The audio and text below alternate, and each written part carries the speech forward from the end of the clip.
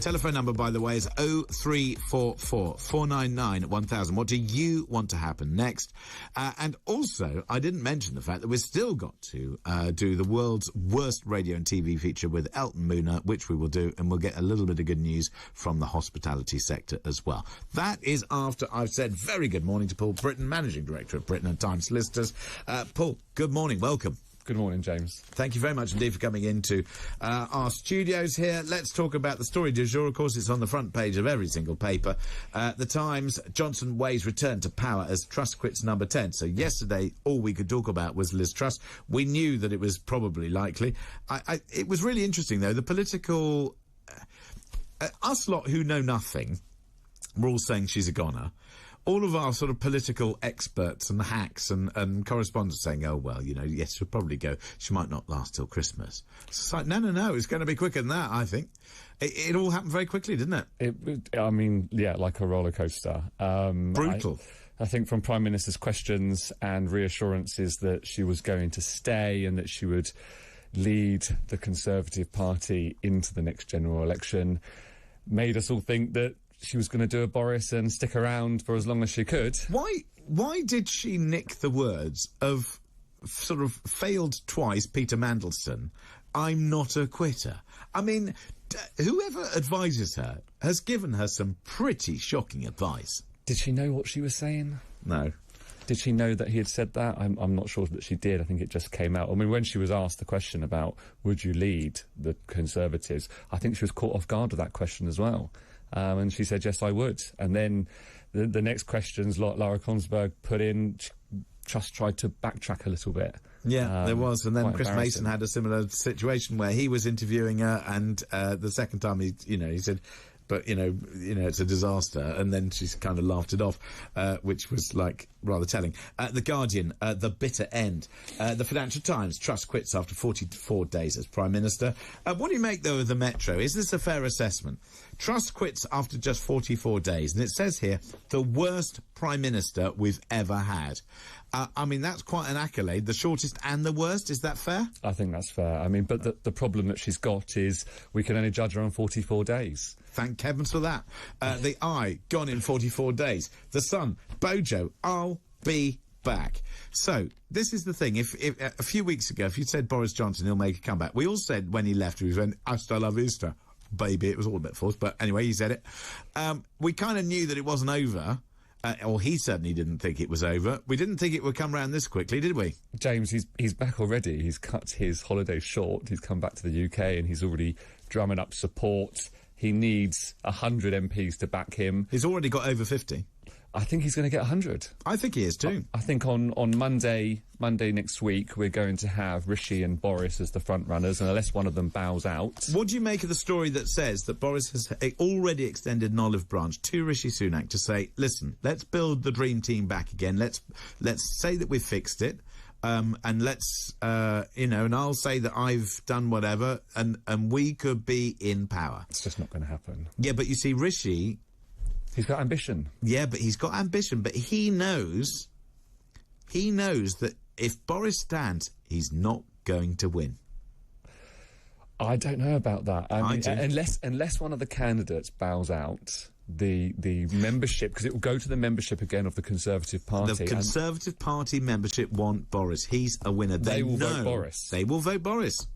And that's the end. It's done. But I don't think the majority of serving MPs for the Conservative Party want Boris. Doesn't matter. They want Rishi. Doesn't matter. Well, it only matters if one doesn't bow out and they do go to the membership. Well, Rishi's not going to say to Boris, would you like to be my foreign secretary, is he? Anything's possible. I mean, James, we could have said Boris is never going to come back and run again. This is true. Now, anything, Paul, is possible. And I'll tell you what's impossible is that I'm bringing Elton Mooner back, because we've been so busy this morning with various different aspects. And by the way, if you do want to join that conversation, it's 0344 499 1000. What do you want to happen next? What I want to happen next is Elton Mooner to join us so that we can finish all this news and just get the world's worst radio and TV feature out of the way. Elton, hello again. Hello. Can Paul hear me? Hello, Paul. I can hear you. Yes, he can hear you. So, apparently you got some good news for us, Elton. Loads of good news. English winemaker Chapel Down, I know that's one of your favourites. They've updated on their harvest. They harvested an exceptional, great quality, 2,000 tonnes. Excellent. 1,400 tonnes. Fever Tree, they've linked with Asahi Breweries in an exclusive distribution as their distribution partner in Japan. They're making really good headway there. Cafe Nero, strong trading for the first 4 months of the financial year. Like-for-like growth's up 107. Like-for-like sales growth 107%. They're opening new stores left, right, and centre. One in Stansted. It's taken the highest amount any of their shops has ever taken. Pernod Ricard, they said nice things. Cafe bar operator Loungers, they have significantly outperformed the market. 17% like-for-like. I'm so pleased, Elton, that you found some good news. Meanwhile, some bad news is that it's a return of the world's worst ever radio and TV feature. It's the Barnaby and Stanley game. What have you got for us this week? It is really bad this week, but I was on the Dog and Bone to Your Two Dogs, Barnaby and Stanley, planning the show earlier in the week, and we got onto the subject of being banned from a restaurant. Now, James was banned from a restaurant for getting into a tizzy about a splodge of yolk in his egg white omelette, and he is allegedly was so discourteous that Keith McNally, owner of the restaurant, banned him. In an Instagram post, he said he used a particular number, James. He said, I don't often insert number a customer, but I do. But today I did insert number James Corden. So what is the number that is being used as a well-known code for banning somebody in the restaurant trade? Is it A, 76, B, 86, C, 96? Stanley went for A, 76. Barnaby went for B, 86. But who was right, or were they both wrong? I'm going to ask Paul, although I've written my answer down here. Paul, what are you going for? 76. Yeah, no, that's the answer I've gone for. Is it verified? Verified. Verified. I also went for 76. We're all going for 76. 76. So Paul's gone for 76. Yes. Stanley has. James has. Yes. The number is often used in restaurants in regard to items off the menu that are currently out of stock. However, a person not welcome at an establishment is also referred to by using the number 86. Oh. So Well done, Barnaby. He's never right. Old. Oh, I'm going to 86 you. Right, let's just have a quick innovation. Oh, the Golden Arches. They've got a new pud. What is it? The Golden Arches is linking up with Krispy Kreme donuts in 9 locations Oh, for goodness sake. in Kentucky. Oh, you can't put a Krispy Kreme donut in Donald's, really? Yes, they're trialling it. If it works, it'll be coming here. Do you want to know about James Martin? No. He's got new food favoured bubble bath. That's not right. We can't let people know that. We're out of time, Elton. Thank you very much indeed. I know, I can sense the disappointment. That's Elton Mooner, hospitality expert. Bring us up to date on all that news and stories. At some point, somebody might get up a telephone call for us. Are we going to do that? Okay. Meanwhile, Paul Britton, the managing director at Britton and Time, is with me. We're going through the papers. Let's just talk a little bit more about this, because we haven't really discussed what is the sensational story, because on one hand there is a huge level of seriousness to this, that we got a Prime Minister who was not up to the job. We have seen the crashing of the economy. We've seen people's finances absolutely trashed. And yet, thankfully, there is a bit of levity, and the levity is in the form of the Daily Star. I think we're all going to see this as a collective terrible, terrible dream. I mean, yes. I mean, are we talking about the lettuce on the? We're talking about the lettuce on the Daily Star. I mean, Let Us Rejoice is on the front page of the Star. I love it. I think it's brilliant. It's very funny. It's got hair now. It's got a glass of champagne. And it's lasted longer than our Prime Minister. It has indeed. I mean, I do think that that's the story du jour, and it's the only way to lighten the load. Meanwhile, I've been asking you what you want to happen next. Gary, you are in Dumfries. Gary, good morning.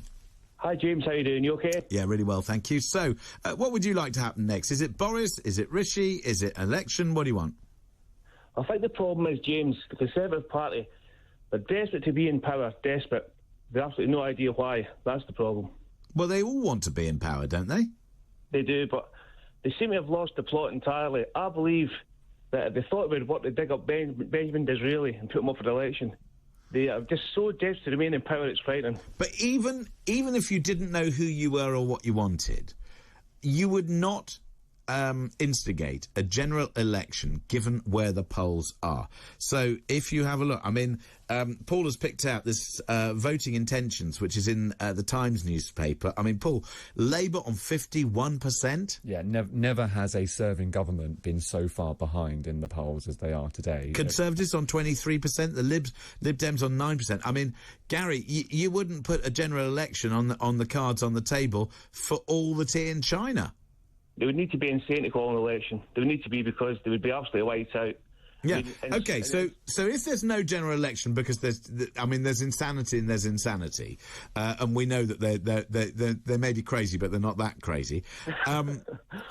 So on that basis, do they pick Boris, that they know who might have a slim chance of winning because he is who he is, or Rishi Sunak, who came second in that leadership contest, I think if I had to pick one, it would probably be Sunak.